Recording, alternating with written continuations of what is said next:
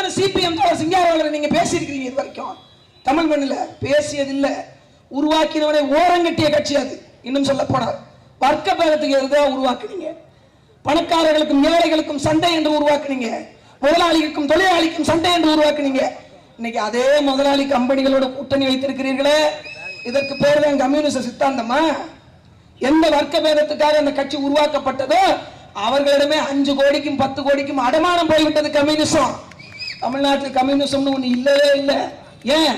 விவசாயிகள் போராட்டத்துக்கு நின்று இருக்கணும், தொழிலாளர் போராட்டத்துக்கு நின்று இருக்கணும், பாடுபட்டவர் போராட்டத்துக்கு நின்று இருக்கணும், உழைப்பாளர் போராட்டத்துக்கு நின்று இருக்கணும். ஒன்னத்துக்கு நிக்கல.